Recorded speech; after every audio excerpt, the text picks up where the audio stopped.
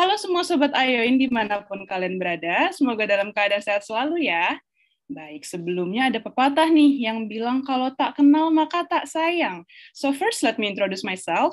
Aku Dinda Agus Miadoni dari Ayoin Local Chapter Jakarta. Salam kenal buat semuanya.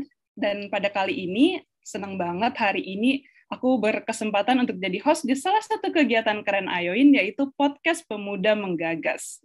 Nah, ngomong-ngomong tentang podcast Pemuda Menggagas, mungkin ada beberapa teman-teman yang masih bertanya-tanya kali ya, ini tuh sebenarnya apa sih? Jadi, untuk Sobat Ayoin yang baru pertama kali dengar atau mungkin masih kepo-kepo nih, podcast ini bertujuan untuk membahas isu-isu kepemudaan strategis yang lagi happening banget nih. Nah, pada episode pertama, kita akan membahas dengan tema Break Your Limit in VUCA Era, yang tentunya lagi banyak banget diperbincangkan, lagi hangat-hangatnya nih, tuh sobat-sobat sekalian, terlebih selama kondisi pandemi COVID-19 ini. Sobat Ayain juga pasti bertanya-tanya kan, sebenarnya apa sih VUCA Era ini, dan kenapa kita sebagai generasi pemuda penting banget untuk mengenali dan pokoknya harus aware banget nih sama era ini. Tanpa berlama-lama lagi, pokoknya semuanya kita akan bahas kupas detail malam ini dengan narasumber kita, yaitu Kak Mika.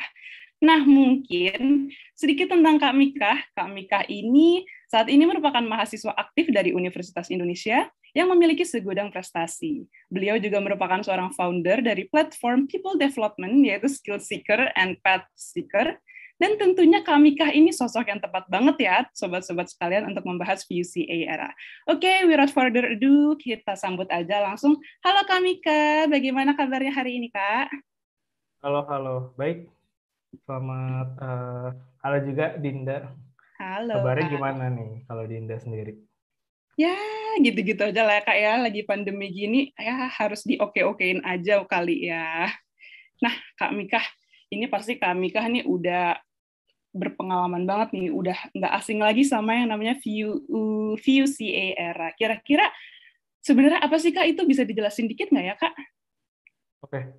So actually kalau misalnya kita kayak lihat deskripsi gitu ya di internet, VUCA era itu sebenarnya apa sih? VUCA era itu sebenarnya kalau secara definisi gitu ya, itu singkatan dari volatility, uncertainty, complexity, and ambiguity gitu. Tapi singkatnya sih ya, kalau kita pengen berusaha mengerti VUCA era itu sebenarnya apa, intinya adalah era yang banyak banget perubahan, banyak banget terjadi disrupsi gitu ya oleh karena kayak teknologi yang berubah dengan sangat cepat. Kemudian saat ini juga mungkin kita bisa bilang salah satu faktor yang mempengaruhi era ini menjadi era VUCA era adalah mungkin juga kondisi pandemi gitu ya.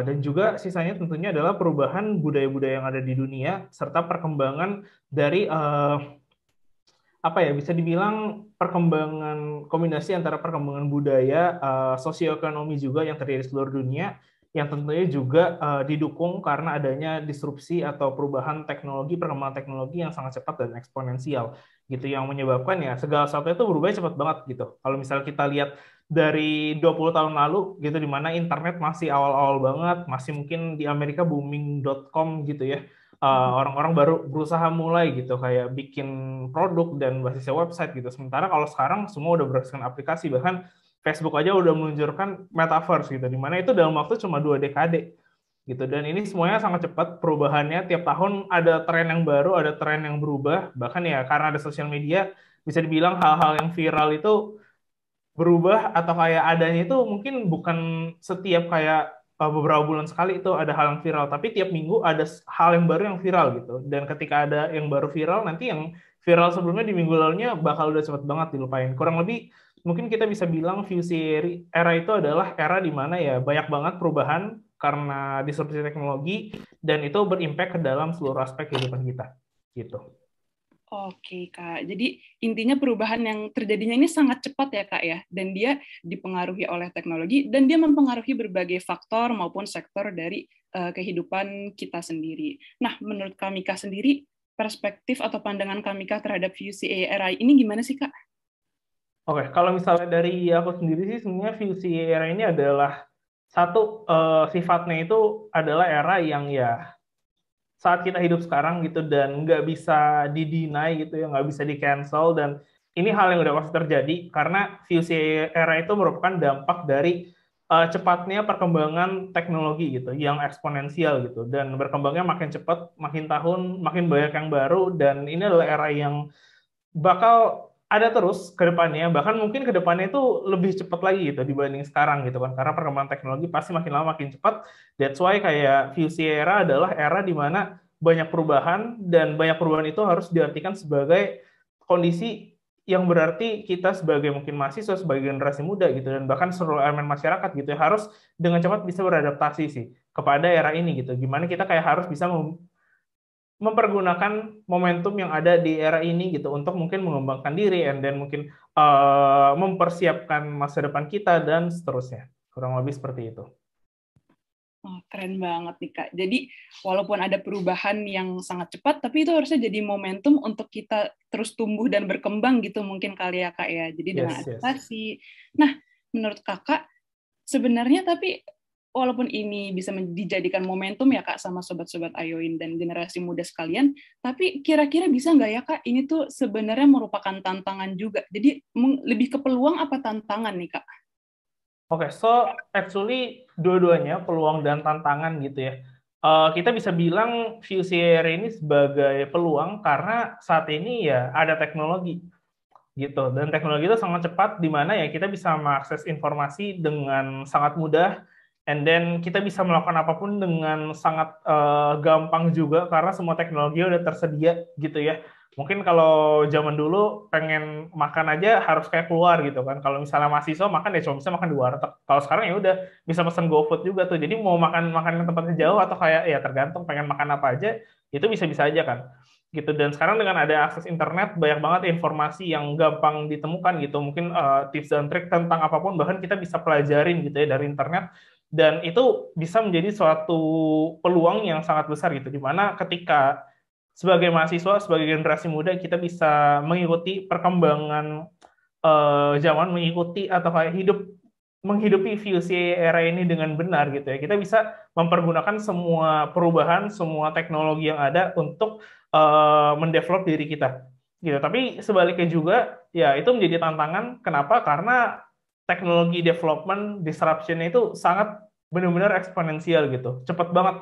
Kayak mungkin teman-teman di sini gitu ya, kayak baru tahun 2020 kayak mendapatkan banyak informasi, oh sekarang misalnya kita harus banyak invest di saham nih, dan mungkin di tahun 2021 gitu, oh ternyata kita harus investasi bukan di saham doang, tapi di NFT juga gitu. Itu hal yang mungkin sama sekali baru gitu ya, dan belum diketahui, dan mungkin dalam waktu 1-2 tahun lagi nanti mungkin ada lagi nih jenis-jenis investment yang baru lagi, atau mungkin kalau kita lihat sebelum misalnya masa pra pandemi gitu ya kan, kita belajar aja udah menggunakan teknologi kan, mungkin kita menggunakan teknologi, menggunakan laptop kita untuk nyatet, untuk kerjaan tugas, tapi ternyata setelah pandemi benar-benar kita untuk belajar pun menggunakan laptop, menggunakan internet gitu ya, lewat Zoom, lewat Gmeet gitu, dan saat ini ya bisa dibilang semua orang udah terbiasa dengan hal tersebut gitu kan. So tantangannya adalah ketika perubahan itu terjadi sangat cepat dan kita nggak berusaha atau nggak apa ya, tidak merespon gitu terhadap perubahan tersebut gitu ya, kita nggak belajar,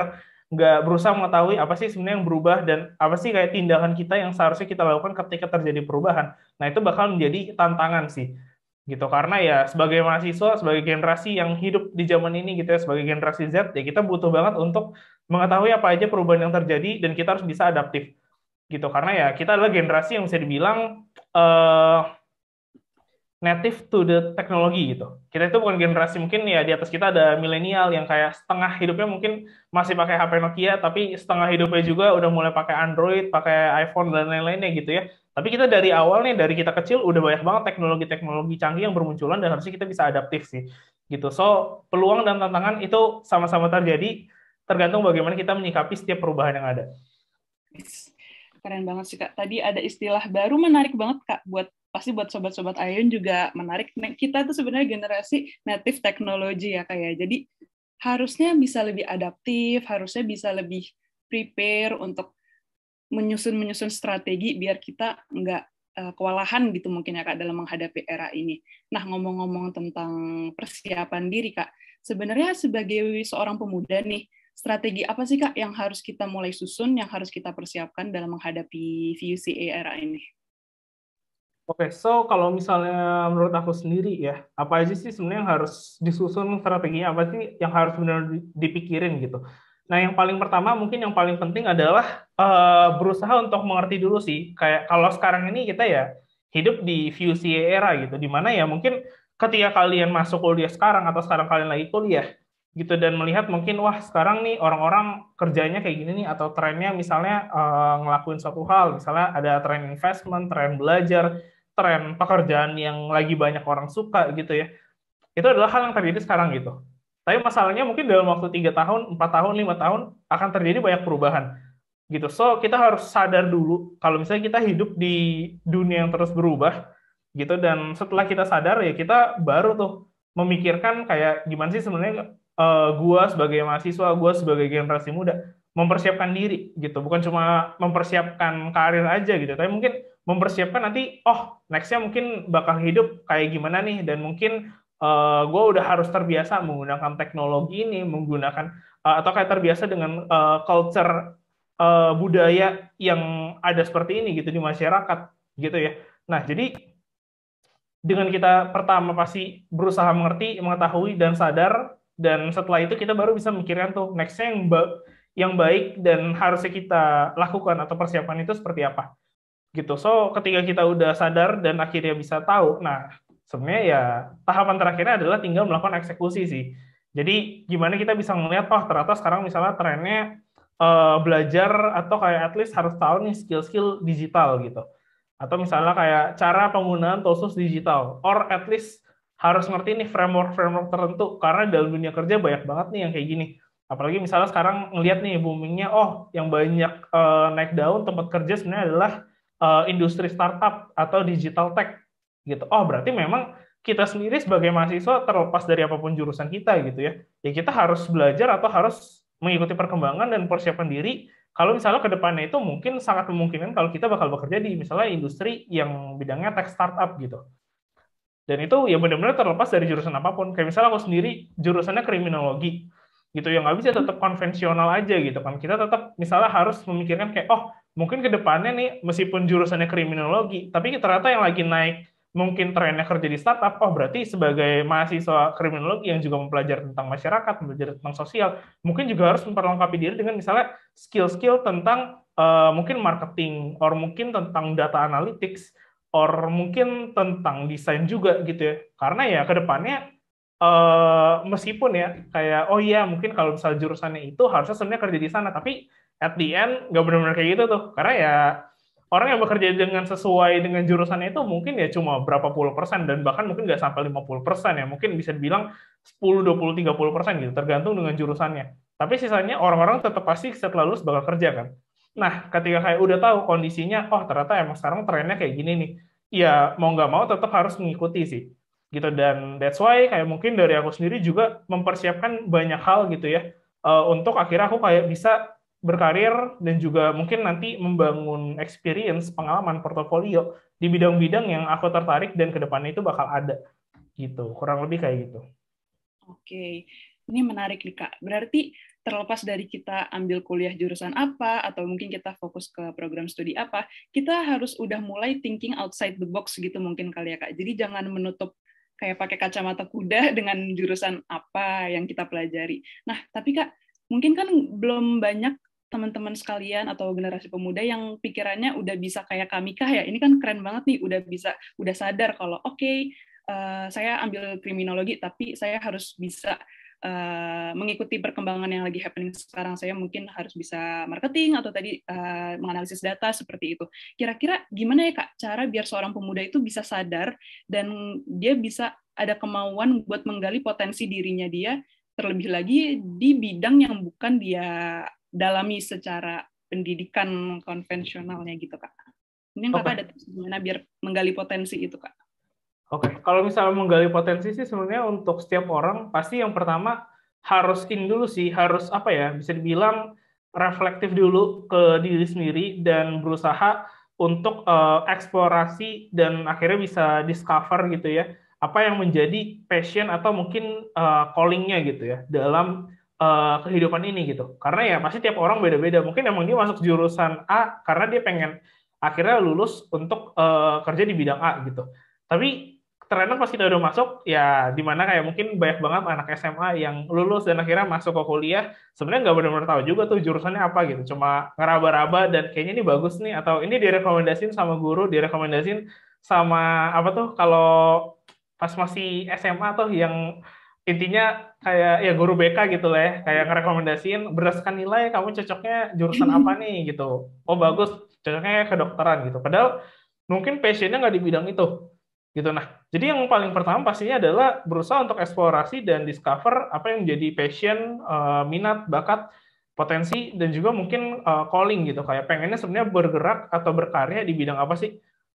Gitu. Itu mungkin yang pertama gitu. Dan caranya gimana? Pastinya caranya dengan ya melakukan banyak kegiatan sih selama berkuliah gitu ya. That's why mungkin kita ikut organisasi, mungkin coba ikut internship, mungkin ikut program-program mentoring atau apapun itu berfungsi untuk kayak mencari tahu gitu. Karena sebagai mahasiswa gitu ya, mungkin sebagai aku sendiri gitu sebagai mahasiswa, sebelum misalnya ikut internship atau sebelum misalnya ikut atau membangun startup sendiri gitu ya, mungkin belum tahu, oh ternyata bidang yang menarik atau jadi passion aku adalah bidang human resource development gitu, atau mungkin talent development, or mungkin aku juga tertarik di bidang misalnya marketing gitu ya. Dan itu hal-hal ya, kalau misalnya nggak melakukan apa-apa, nggak berkegiatan, pasti nggak akan tuh bisa mengeksplorasi, oh ternyata bidang ini menarik ya, kayak belajar tentang analytics marketing, bikin strategi, or ternyata mengembangkan yang namanya human resource itu penting banget di suatu perusahaan gitu, dan itu sangat berpengaruh kepada mungkin produktivitas atau kayak operasional dan juga kesuksesan sebuah perusahaan gitu ya, sebuah entitas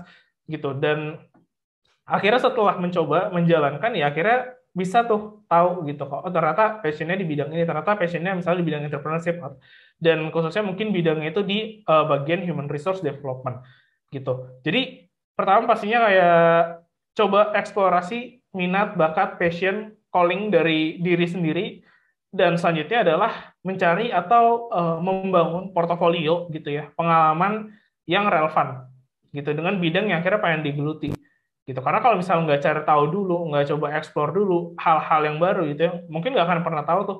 Mungkin ada orang yang jurusan ekonomi, tapi dia mungkin sebenarnya nih setelah kayak banyak ekspor, ternyata dia suka di misalnya bidang data analytics, oh ternyata dia passionate banget di bidang desain. Itu adalah hal yang sangat memungkinkan. Tapi ketika dia nggak mencoba mengeksplor dengan mengikuti berbagai kegiatan, ya bisa apapun sih, mau organisasi, mau bikin usaha sendiri, mau internship, atau sesimpel mungkin banyak belajar gitu ya, nonton YouTube, baca buku, dan lainnya gitu. Nah, ketika akhirnya itu bisa dilakukan dan bisa nemu gitu ya, nah itu mungkin tips yang paling utama sih untuk akhirnya mempersiapkan diri gitu. Karena ketika udah tahu ya bakal tahu juga nanti kayak nextnya, oh berarti gue harus siapin diri ke arah mana nih, gue harus belajar apa, or misalnya gue harus punya pengalaman ini nih untuk nanti ketika lulus gue pengen kerja di bidang tertentu, kira-kira gitu.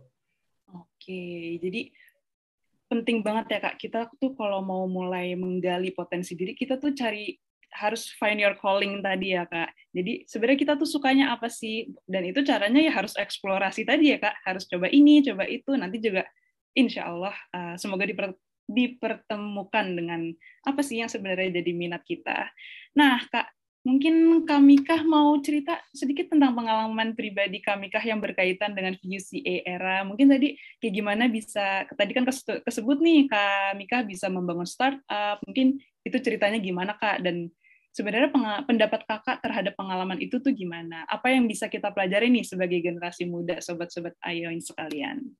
Yes. Mungkin dari aku bakal ceritain tentang pengalaman yang berkaitan dengan entrepreneurship yang aku lakuin kali ya. Jadi ini berhubungan banget dengan VUCA era. Kenapa? Karena ya apapun yang startup-startup yang mungkin aku juga udah pernah bangun gitu, itu benar-benar berusaha adaptif banget dengan yang namanya perubahan gitu. So the story start back then ketika aku masih semester 2 gitu ya. Jadi dulu banget semester 2 masih mahasiswa yang ya nggak tahu apa, dan waktu itu nggak tertarik tuh kayak ikutin organisasi atau panitiaan apapun di kampus, di fakultas, ya dimanapun.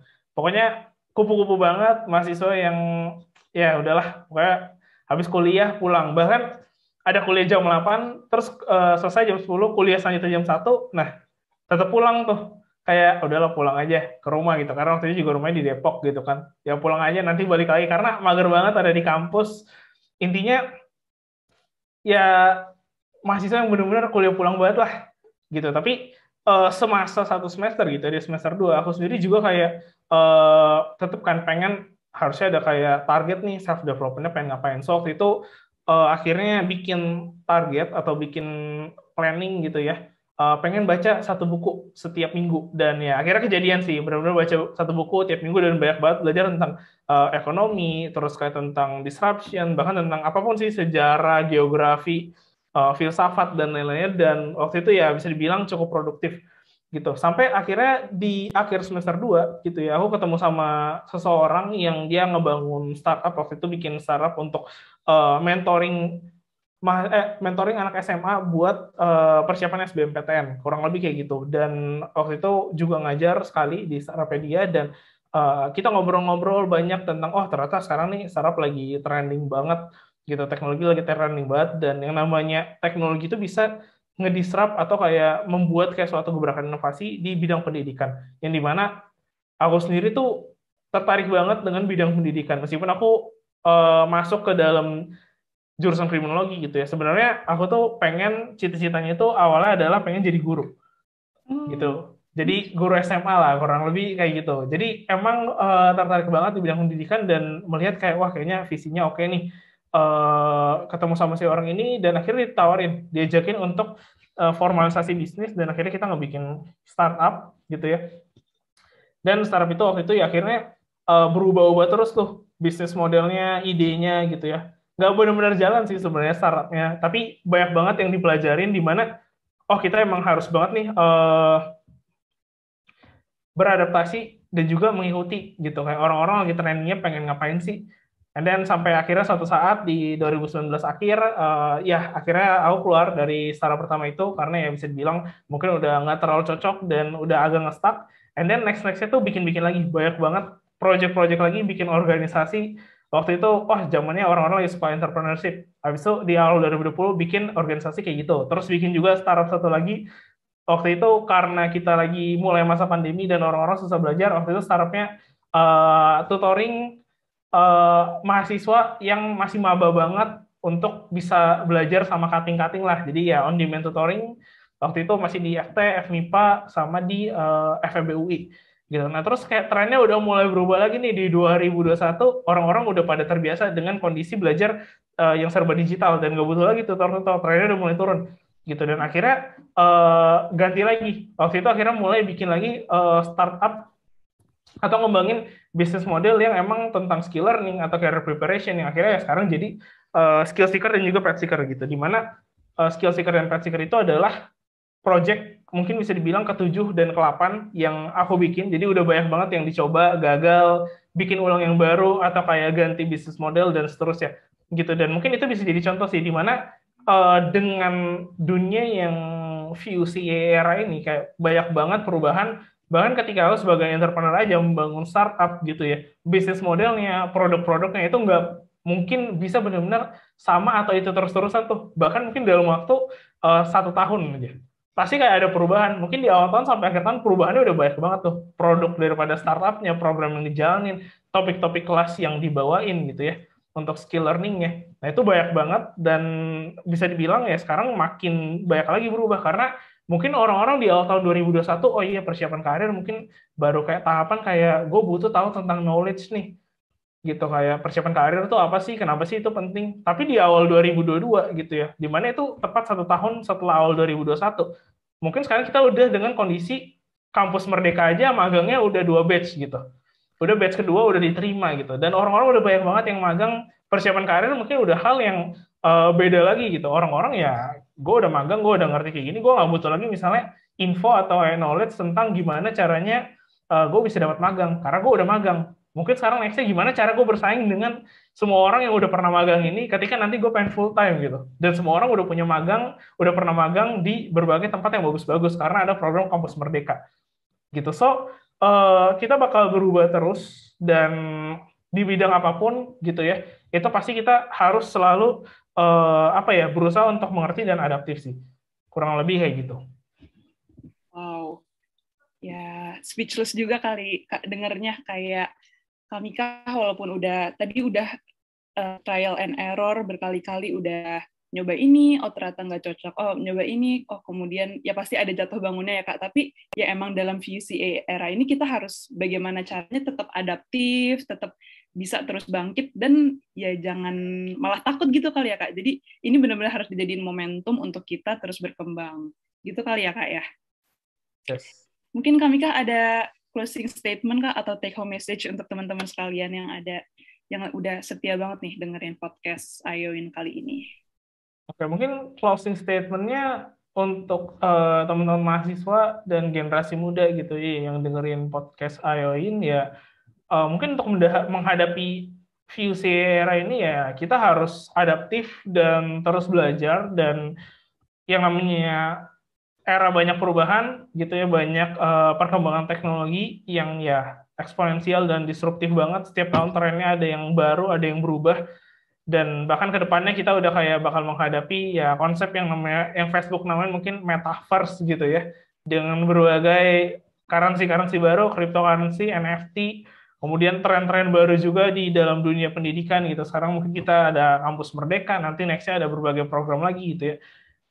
Mungkin closing statement yang benar-benar harus dikasih tahu ke teman-teman adalah ya coba untuk tetap berusaha adaptif, coba selalu berusaha search gitu ya, riset tentang trending sekarang tuh apa sih yang lagi terjadi dan kedepannya tuh apa yang bakal terjadi gitu. Dan mungkin bisa juga sih banyak ngeliat atau kayak ngefollow mungkin akun-akun di Instagram, di Twitter, di media sosial yang mungkin banyak bahas tentang yang namanya inovasi, perubahan dan lainnya, karena ya itu penting banget gitu. Ketika kita bisa mulai lebih dulu dibanding orang lain ketika ada perubahan, nah itu bakal kayak ngasih advantage yang tinggi banget sih, karena ketika kayak semua orang udah berubah, semua orang udah ngikutin perkembangan zaman dan kita telat gitu, justru kita malah bakal ya bisa dibilang tanda kutip tergulung gitu oleh kayak era yang ada, dan akhirnya kita nggak siap, dan itu bakal berpengaruh lagi ke masa mendatang gitu, apalagi di masa-masa kita harus mempersiapkan karir kita dan mempersiapkan masa depan kita gitu ya. Jadi menjadi orang yang adaptif dan selalu mengikuti perkembangan zaman adalah hal yang wajib untuk dilakukan oleh generasi muda gitu. Keren banget. Oke Kak, ini daging semua nih ya Kak isi podcast hari ini ya. Jadi izinkan saya untuk mungkin merangkum sedikit ya Kak ya. Jadi VUCA tadi singkatan dari volatility, uncertainty, complexity, and ambiguity. Ini sebenarnya merupakan era yang agak menakutkan kali ya Kak, karena ya semuanya berlangsung dengan sangat cepat, semuanya ambigu, jadi nggak jelas ini kedepannya gimana, nggak clear apa yang akan terjadi, semuanya tidak pasti. Tapi sebagai generasi tadi, kalau bahasanya Kak Mika, istilahnya Kak Mika native technology, kita penting banget untuk mempersiapkan diri, menyusun strategi, harus aware banget pokoknya dengan VUCA era ini agar kita bisa mempersiapkan diri dan menghadapi era ini dengan matang ya Kak ya. Jadi kita nggak kewalahan sendiri, nggak ribet sendiri, pokoknya kita udah prepare banget di sini. Nah di sini mungkin teman-teman udah ngerti, udah lebih paham ya Kak tentang apa itu VUCA era, bagaimana kita menggali potensi diri, bagaimana kita harus mempersiapkan diri tadi, dan intinya kita semua percaya bahwa semua perubahan ini pasti bakal bisa kita pilih yang mana yang bisa kita ambil hal negatif, yang mana yang akan bisa kita ambil hal positifnya. Jadi yang positifnya kita ambil, yang negatifnya ya buat pembelajaran lagi aja kita ke depannya gimana. Jadi penting juga ya Kak, tadi ada trial and error tadi. Oke deh Kak, untuk kayaknya sekian untuk podcast kali ini. Terima kasih untuk Kak Mika atas waktunya, atas sharingnya hari ini. Untuk teman-teman, jangan lupa terus dengarkan podcast Pemuda Menggagas di sosial media Ayoin. Nanti ada di Instagram, ada di YouTube, dan tentunya ada juga nih di Spotify. Dan pada episode-episode selanjutnya, kita akan membahas tentang tema yang menarik, nggak kalah menarik dengan tema hari ini, dan juga yang pastinya akan related dengan apa yang lagi happening dan pemuda-pemudi saat ini butuhkan. Oke, terima kasih Kak Mika sudah berkenan hadir. Saya Dinda Augusmia Doni. Terima kasih untuk teman-teman yang sudah mendengarkan. Goodbye and have a nice day, Sobat Ayoin. Thank you, Kak.